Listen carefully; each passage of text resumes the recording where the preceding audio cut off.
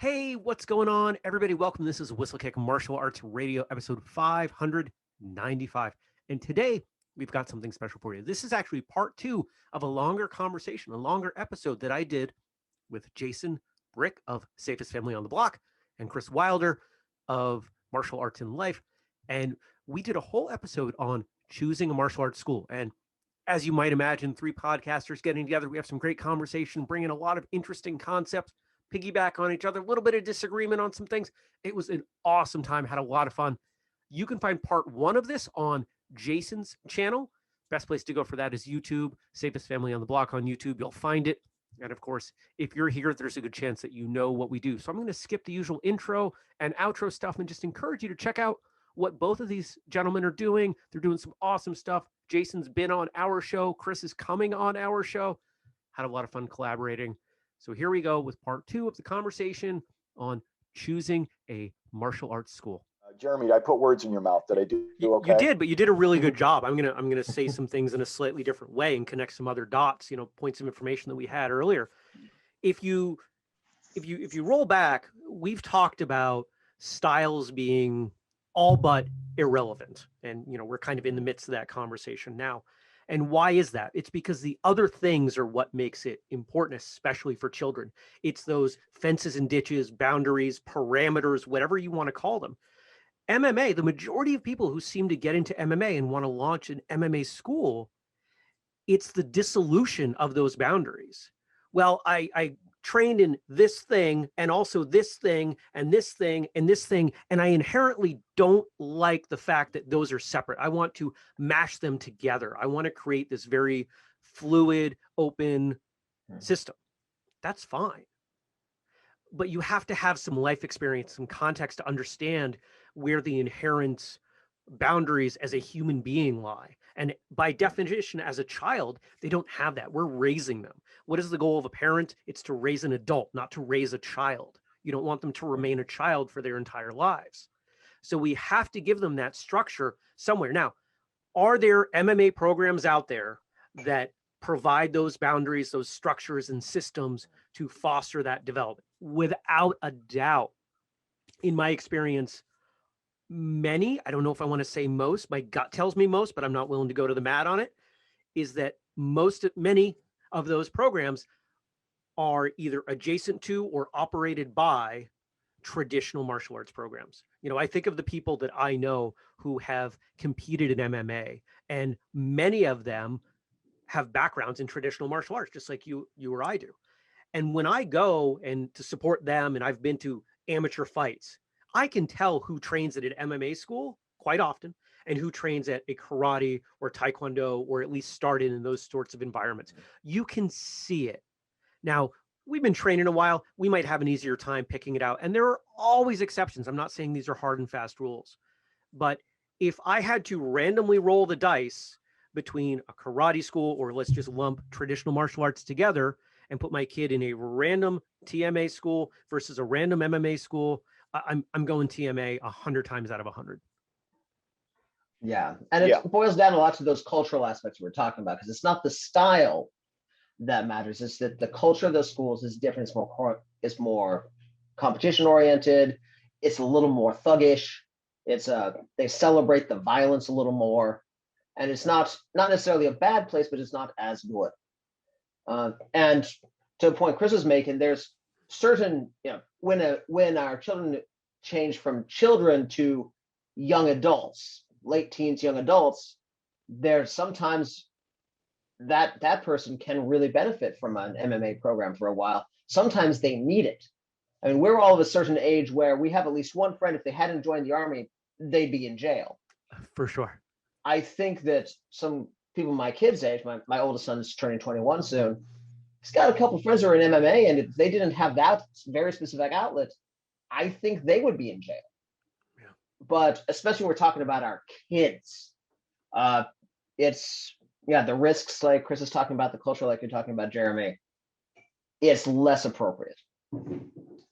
So that's not necessarily a red flag, but something to consider and put into the decision matrix. Yeah. But what are some straight up red flags, things where you hear this, you see this, it's both eyebrows up with interest and alarm, or thank you, we're heading out almost immediately. Yelling at kids. And I don't mean the discipline yell. I mean the angry yell. The I don't have control over this class anymore, and I don't know what else to do. Oh, yeah, that's huge. I would not, if that happened, we're leaving now. It's not like, well, we'll finish this class and we'll talk about it. No, we're done. We're done. We're going home. And we're going somewhere else. And I want to sort of dovetail onto that. This, I think, is a little more subtle, but boy, you hit it out of the park. That was a home run. Yeah, when you see that loss of control and that anger, that's a wild thing. I'll tell a quick story. One night I had the class was out of control, and I couldn't bring control in. So I tried my what I call my stadium voice, which is stern, loud, and authoritative. Wasn't working. And so I went over and I turned the lights off on the room, and and it didn't stop. And it was I've never experienced this before. And I finally said, okay, we're done for the night. You guys are going home. You're done. You get out of my dojo. You disrespected the dojo. You're going home.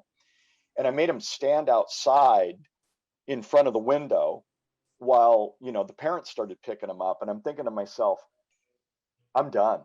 I'm not going to have a student in the AM. Well, there were two kids that I left in the dojo, and one of them had a Japanese father. And I said, I looked at him and I said, I think I don't have any students left.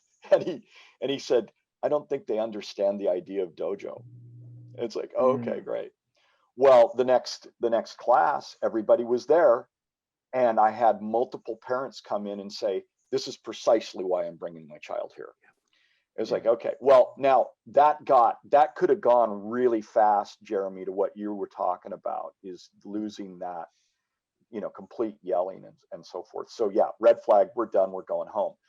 The thing that might be lying underneath that is that I watch to see if the instructor is focusing on negative or positive. And that is, it's like, and it is literally how they use their words. Instead of saying, don't put your fist there, put it here, they might say something more along the lines of, your fist goes here. That's neutral. It's not negative. And so when I start looking for that, and I call him the 1-inch sensei. That's that 1-inch sensei that comes walking by and reaches out and grabs your fist and moves it that far and declares that good. It's like, get away from me. That's the 1-inch sensei. And if that doesn't sound derogatory enough, please understand that it is completely a derogatory statement. It is pejorative. It is meant to be condescending. And that's that teacher that's that 1-inch sensei, that 1-inch here, 1-inch here, focus on the negative, speaking in the negative, don'ts, can'ts, won'ts, shouldn't, instead of being positive. And there are times to be able to say, hey, don't do that. It's not safe. That's fine. That's perfectly fine. But if your ratio is not like 15-1, you're doing it wrong. Yeah. And I don't mean to make it sound like, it's all unicorns and balloons and candy canes, because it's not. There are rules, there are expectations, and those will be met. But negative is so bad. It's so horrible. And what it does is it places that instructor in that ultimately that uber superior position. I don't know, man. Maybe you're having I don't know what your life is like, but if you're coming here to run this school to bolster your ego, and you're using that negative reinforcement, and you're the 1-inch sensei, I'm gone. I'm not getting anywhere near you. Now, I don't have the academic background to say with full confidence what I'm about to say, but my gut tells me it's right. So I'm curious what you guys think. If the majority of the boundaries, fences, ditches, parameters that we put in front of children when they are very young are all negative. They will inherently seek out those negative checks on what they can and can't do as they progress through life. They will look for people to kick them back in a negative way because that's what they've been brought up to believe. Well, I would say that yes and no. At a certain point, before they're really even old enough to be in the dojo, it is negative. Don't do that. That hurts, that stings, that burns. But then it starts to become more subtle. It's like, you're going to find a better benefit if you do your homework before you play your video game. And here's why. And they start to get contextual and so forth. Sure. So, yeah, I'm going to say that I think Piaget would agree with you that, that's what will happen. And it's not a good thing.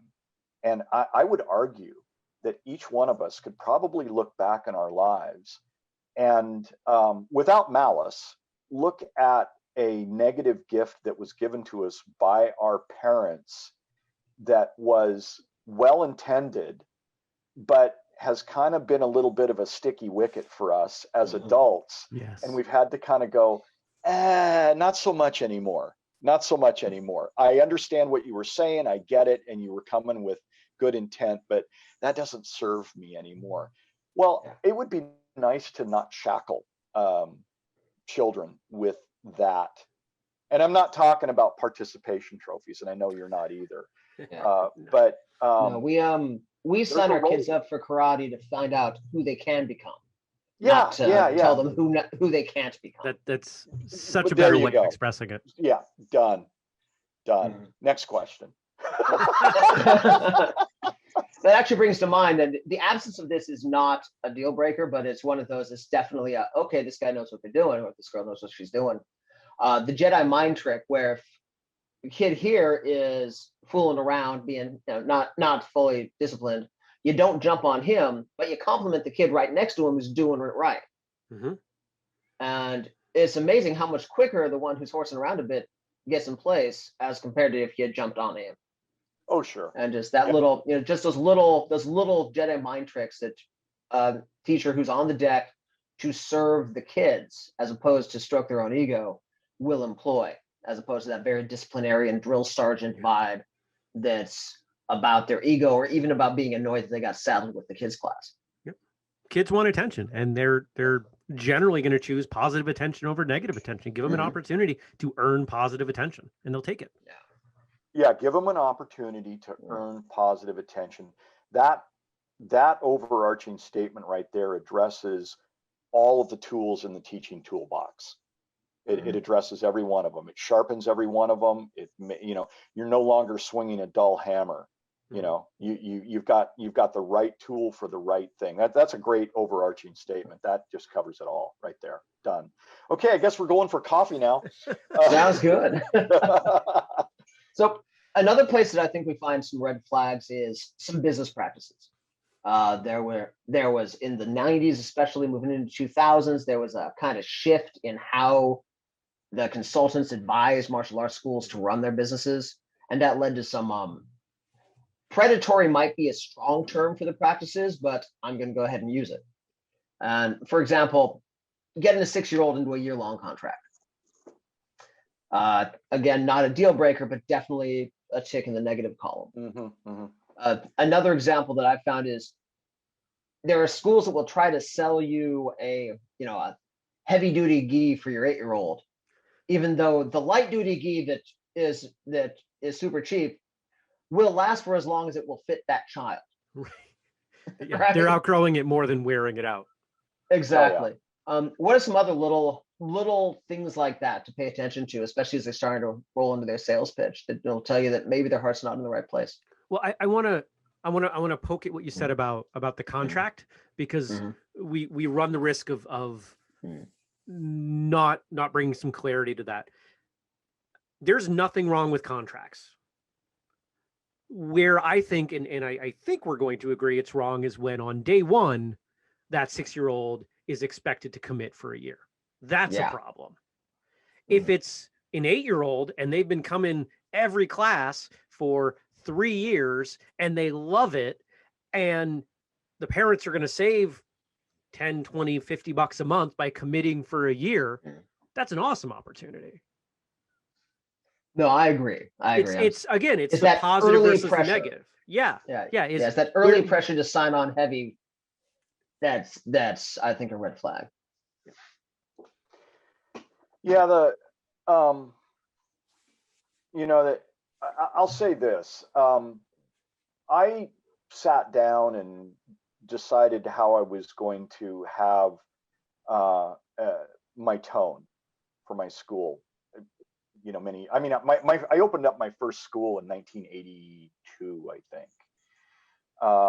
And I didn't come to this conclusion at the beginning. I mean, it was just the love of the art. Everybody, once they get a whiff of this, they'll stop standing there with their arms folded, sniffing, and they'll get on the floor and it'll be wonderful. Not so much, kind of unrealistic, but that's where but what I came to was that I wanted to be the corner deli. If you want that smoked Black Forest ham for your Christmas dinner, you come see me 6 months in advance. I'll take care of you. I'll get you that Black Forest smoked ham. I do it every year. You're on the list. Don't worry. I got you covered. I know you like the 10-pound. It's done. Or you can wait until Christmas Eve and go down to Safeway or Ralph's and buy the ham off the shelf there. So it's not really boutique, but it's just a different approach. So with that kind of approach, you become almost kind of unreasonable in how you serve the people of your community. Now, notice I didn't say, it's serve the people of my community.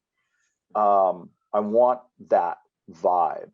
And so, yeah, and I use that corner deli thing all the time in my mind to say, yeah, hey, somebody's here with their kid. Let's give them a little slice of this smoked turkey, because they're a kid, You're right about the heavy duty ghee and so forth. It's like, hey, you don't need that. You don't need that.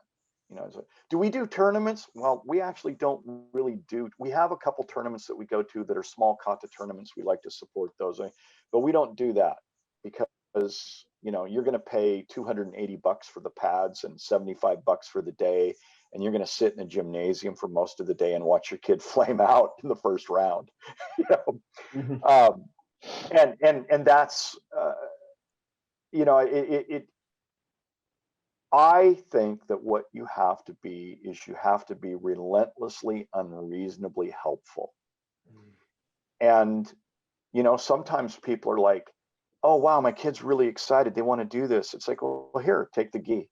And they go, well, we didn't bring any way to pay. We were just visiting. It's like, take the ghee. It's okay. And I haven't gotten paid for some of those, but I'm okay with it. Because the excitement's there and the kid wants to do, and it's like, okay, if you're comfortable with it, I'm comfortable with it. I'll see you Tuesday, bring a check, whatever it is. That's that corner deli sort of attitude. There's an appropriateness for all of those roles. There's more, like Jeremy was saying, there's an appropriate place for a contract because that's the way the world works. If you don't want to run a business, then you should go teach at the YMCA or the Family Center, and there's nothing wrong with that. Please go right ahead. But, I have commitments. I have insurance payments. I have rentals. I have power. I have a triple net lease. I have these kinds of things. And all of the effort that I put into it, if someday I should decide to transfer the business or sell it or move away, if I don't have any of those things, I have nothing. Right. So, there is another side, a version of that, but it doesn't stop you from being unreasonably and relentlessly helpful. You can balance those things quite easily. It just have to have the right focus and attitude to do it. And there endeth the second lesson and my fevered rambling. And I think that it's all going to line up, right? If we were to apply some standard, some rubric to different schools, we're going to see that the ones that tend to lead with negative energy are often going to be the ones with predatory contracts and financially motivated. And I don't, financially motivated 1 through 9, and then 10 is helping people. Yeah. Versus, why are we here? We're here to help people. If we deliver the best possible product, we're going to get paid. There's going to be a line out the door. People are going to want to be here. We'll foster a great community. And, you know, there are people out there who respond better to negative motivation, and that's okay. But overall, I think people do better when they're in a positive environment, as we've been discussing. I think I cut you off, Jason. My apologies. No, that's basically what I had in mind. That you're walking in, and you can, again, it's that, hey man, feel out the vibe, but you can tell when you're sitting down, they talk about contracts, about, are they doing that contract because they're a little bit afraid you're going to quit early and then they're not going to make their rent or whatever? Or are they sitting down to talk to you and figure out what you and your child need most? And in this case, this contract is going to save you a couple $1,000s and help you get into the car at 7 o'clock in the evening because you've said how busy you are and how stressed you are. And they think that honestly, this is the best deal for your family. And if it wasn't, they wouldn't put it on the table. You can tell that, you can feel that. If you can swap out the words martial arts training for car and the conversation makes sense, you're probably not in a good school. Man, you just keep coming up with these things we should put on t-shirts. Hey, I used to joke about that I needed a t-shirt printer at hand at all times. Yep.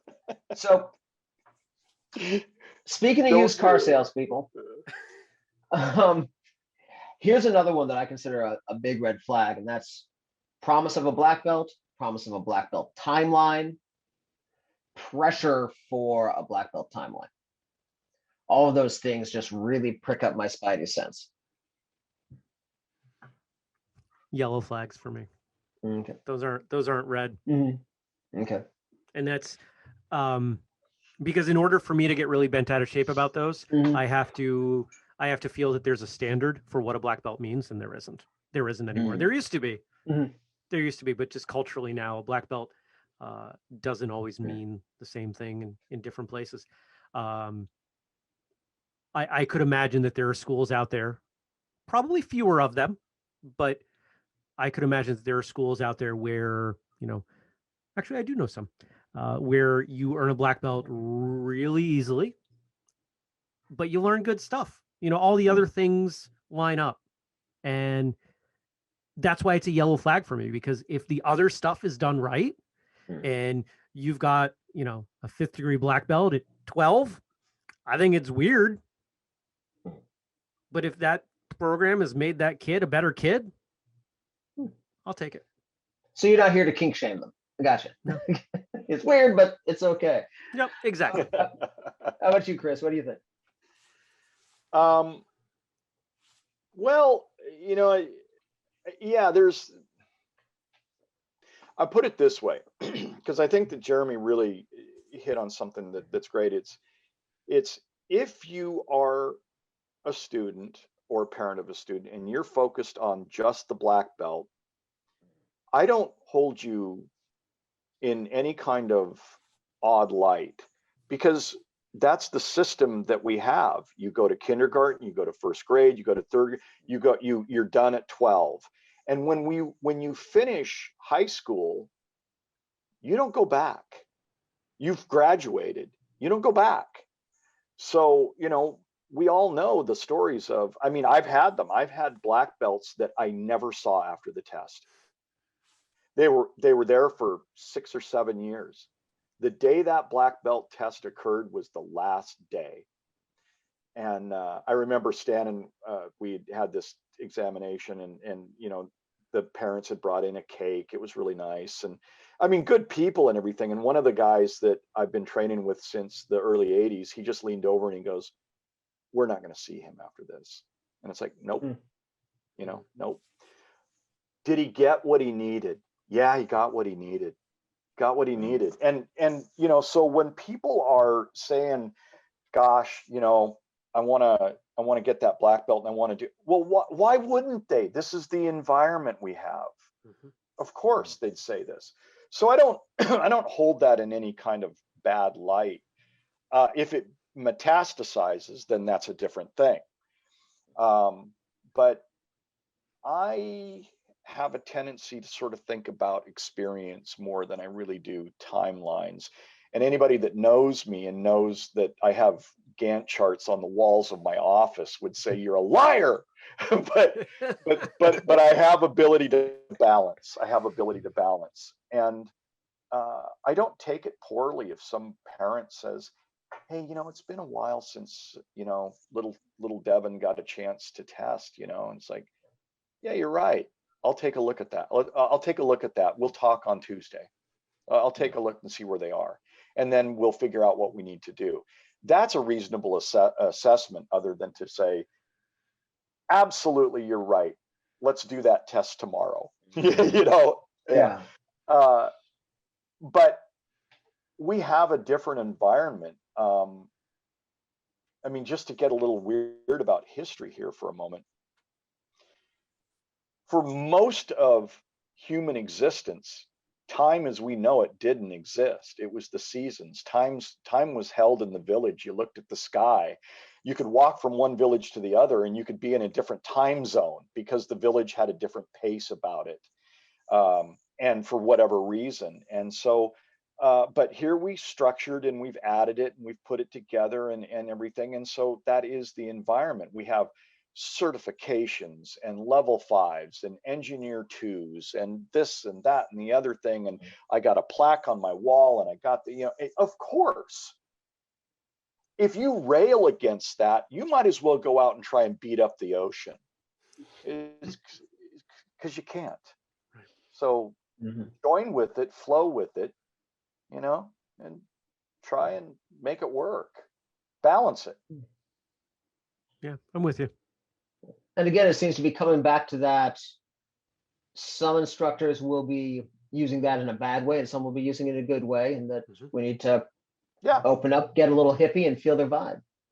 Now, there is and I'm not going to name the organization because they have much better lawyers than me. And also, there are some excellent dojos within that organization, but you guys know exactly who I'm talking about. That the entire system for this nationwide, worldwide organization is basically an MLM, where they try to sell you a black belt and then they try to sell you a school. Right. Jason, what could you be talking about? I don't know. Right. You know, and as that school, you know, that organization has some excellent schools within it, where the culture is right on, the teacher is teaching for the right reasons, but there is that business pressure on top of it. And in some cases, it ends up with a school where the person in charge has been training for 2, maybe 3 years. And so that's a warning that exists out there, that sometimes you can end up in a bad situation because of the larger organization the school's a part of. Sure. This is where I think it's important that the rapidity with which a parent is going to enroll a child in any program, I think it should be, you know, a little bit on the slow side. You know, before when I moved to Vermont, when I check out a school, when I checked out the couple schools that I ultimately joined, I researched them online where I could. One of them still doesn't have a website. I went and watched an entire class start to finish. And then I participated. And then I was willing to commit. Because there are things that you're going to observe better watching. There are things you're going to observe better doing. There are things you're going to observe better, you know, third-party research. And I've pulled the plug. There was one school, I'm not going to name it, but anybody local to me probably knows. I was there for 3 months. It wasn't a fit. Now, if that was the first time I started training, that might be a bummer because I might think, oh, this is how it's always done. And so when you talk about an organization, a system, some kind of environment where maybe you end up somewhere that wasn't a great fit, doesn't mean that the next place isn't a good fit. And I think we've all seen that. Oh, I tried martial arts, I tried karate, and my instructor was just a jerk, or this happened or that happened. So you stopped? Well, yeah, because why would I do that to myself again? It's like randomly picking up music, and I turn on Spotify or whatever, I flip through the radio, depending on how old we want to pretend we are, and pick up a random station, and Glenn Campbell isn't for me, so I'm just never going to listen to music. And Glenn Campbell could be Megadeth, could be Eminem, could be Selena Gomez. It's like deciding you're never going to date again just because she broke your heart. But we've all done that. Yeah. Well, that's true, but it was temporary. It was temporary. You were usually been drinking a little when we said it. At best, yeah. Only one of our romantic relationships have ever worked out. Yeah, at best. That's a fair point. Yeah. I want to take this. I'm a big believer in the Goldilocks rule. Not too hot, not too cold, just right. Because parables and myths are distillations of truth, universal truth of human experience. And so we like stories, and that's what your podcast is about, is Jeremy, is the stories of martial arts. And this is going to sound kind of odd, but it is about the movie Dodgeball, Globo Gym and Average Joe's. Yeah. Neither one of those are satisfactory resolutions to the goal of health and fitness. Neither one of them. And there have to be extremes to make a good movie. But the point is that everything that we're talking about is always coming back to balance. Not too hot, not too cold. Be just right. Have some of that flavor of Average Joe's, where the owner is actually walking through the facility and slapping people's backs and asking about their children. But then, have other aspects like the Globo Gym, which is have really nice equipment, be clean, have these things. So everything that we've talked about, I think, really comes back to that Goldilocks rule, whether it's you contracting or not contracting, or how the instructor's behaving and how the children are experiencing it, or the adults, or what is, so the height, depth, and width of this entire conversation has been about the Goldilocks rule, and can be encapsulated in that one classic movie, The Gone with the Wind of Our Times, Dodgeball. You just compared Gone with the Wind to Dodgeball. No. So in Gone with the Wind, who is Ben Stiller? Who's Ben Stiller and who is Vince Vaughn in that classic? Jason, you might want to move on before he puts too fine a point on that and you lose everybody. I could do a good solid 20 minutes on it. Okay.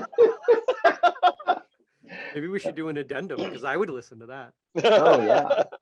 Well, that all brings up one of the pieces of advice that I've given most often, which is most schools these days will have some kind of intro program, and if they don't, that's another yellow to red flag. Where it's, you get a month of classes if you buy the gi, or you get a free gi if you buy a month of classes, or it's just, hey, show up for a couple of weeks and I'll talk to you about money in a bit. Whatever it happens to be. And then the best advice is to do that with 3 or 4 schools within 20 minutes of you, if you live in an area that's got 3 or 4 schools within 20 minutes of you, and then make a decision. Now, I found a lot of parents have a little trouble there, because that's a lot of complexity in the life of the average parent. But for me, I cannot overemphasize how valuable that is. There's nothing wrong with taking the kid to an intro lesson at 3, 4, 12 different schools. Mm-hmm. And then having a conversation with, depending on the age of the kid, after. What'd you think? Was that someplace you'd like to go back to? Did you have fun? Was it more fun than the last place we went to?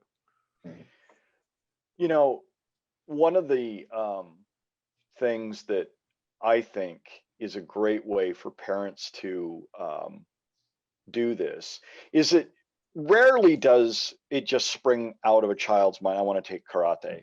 I mean, it happens, but it's rare. Usually they've got some experience. They've watched Cobra Kai, their friend down the road, whatever it is, they've got that. And so the first thing, and I think it's really important to do, is to just simply say to the parent, you're taking so-and-so to hear why. Now, because look, kids are pack animals. And, if they're able to walk onto the floor and go, hey, I know Roger, he's in my class. There's a rapport, we're going to have a good experience more than likely.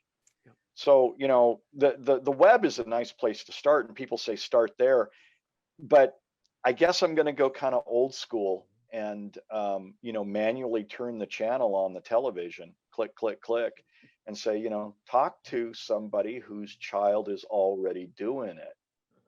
And they're gonna, if they say something like, yeah, I think we're gonna drop it, let's talk some more, yeah. Oh, it's been fantastic. We've really had a great experience. Great, let's talk some more. Yeah, I agree. And to that effect, and this is a trick from any kind of background checking, any kind of reference checking. If you can find, by talking to that person, find a family that has quit and have a quick conversation with them. Was it just a matter of money? Was it a matter of Johnny decided that he was more interested in BMX racing, or was there an incident or a situation? And then again, just like most of the other flags we talked about, is it the kind of thing that bothered them but would be fine for you, or was it a serious issue? Yeah. Well, gents, I think we've talked this subject. We could talk to this subject for the rest of the day. But I think we've talked it largely to death. But I wanted to leave with, so here's the situation: you're in an airport doing your layover, and you bump into a friend of yours from college who's got 3 kids and says, "Okay, I really want to put them in karate. What should I do?" And you got 2 minutes to tell them the best advice you can before they run off to their flight and never see you again. What do you tell them, Kris? 2 minutes, I said. I can do it in less than 2 minutes. Excellent. Hey, good to see you. Hey, wow, fantastic, great. Here, you want it? Okay, yeah, sure. Here's my card. Give me a call and let's talk about your location. Let's talk about your location, where you are, because it sounds like you're in the South Sound. Okay, yeah, I know a few people. Give me a call. I can help you. Excellent. Yeah, that's it. My flip response was going to be similarly as a joke, in that we recorded an episode years ago that was basically the answer to that. And I would say, oh, check out episode whatever it was. I don't remember the number. But I think if I had to provide something on the spot, if I don't get the chance to talk to them again, I would say, forget that it's martial arts. Treat it like you were enrolling them in anything else. If you're going to enroll them in t-ball or soccer or a summer academic program or college, anything, you're going to do diligence. Even though you may not be going to school with them to study computer science or psychology or whatever, you still know how to evaluate an institute of higher learning.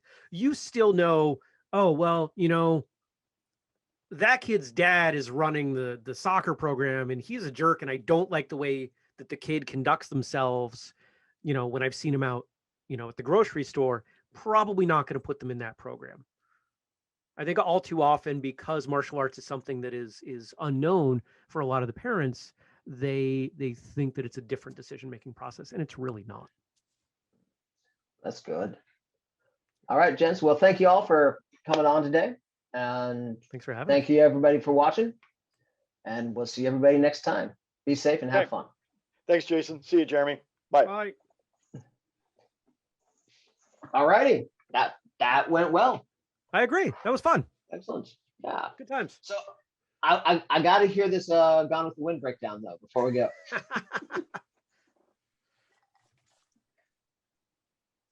The what? Are you talking Gone to me? with the Wind. Yeah. The Gone with the Wind breakdown. I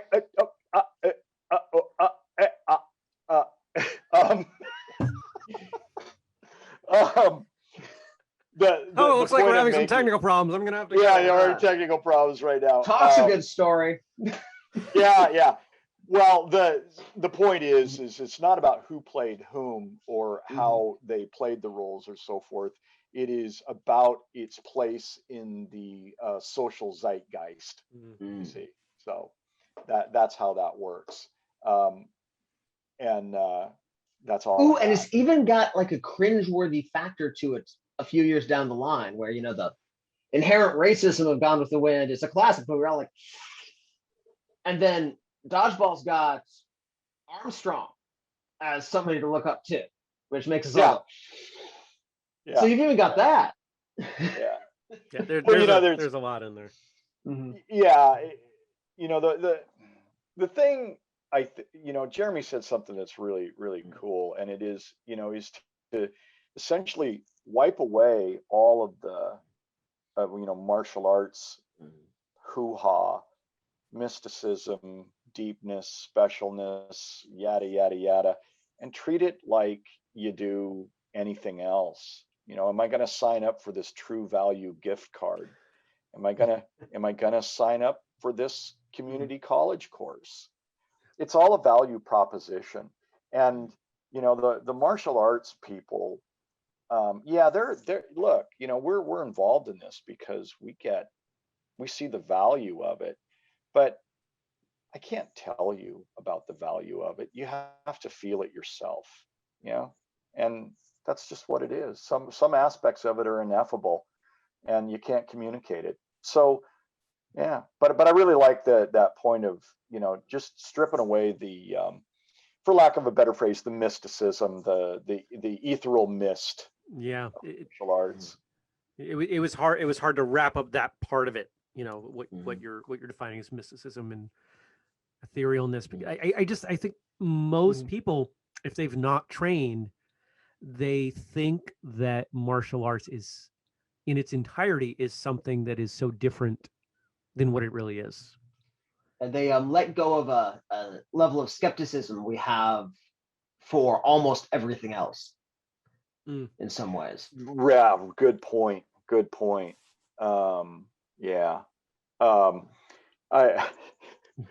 I want to tell you a quick Rory Miller story because I was looking at Rory's book back there.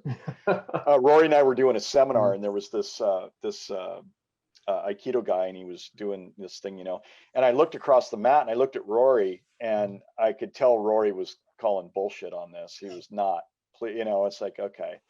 And so, and I was too, but I wasn't reaching a boiling point. And so the guy's like, well, you got to have this distance, you got to have this distance and all this kind of stuff. And Rory goes, well, what are you talking about here? He said, this distance, you're always like, and the guy says, well, I would never. And Rory stands over next to him and he goes, okay, so you're telling me you would never step forward. You'd never let that guy get this close to you. And he goes, I would never let anybody get that close to me. And in front of God and country and the entire seminar, and we've got like 3 hours left in the day, he blows this guy out of the water. He puts his arm around his shoulder and he goes, you just did. Yeah. But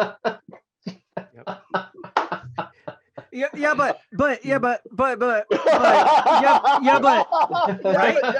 It's the only response that he could have. Yeah, but that's not I'm here and I didn't want to be disrespectful, but if we were on the street or but the street. Yeah, I love it. Don't get me started. I just got the high sign. My brother needs the studio, so I'm gonna. All right, we'll see you guys later, man. Take care. That was a lot of fun. Thanks, guys. Take care.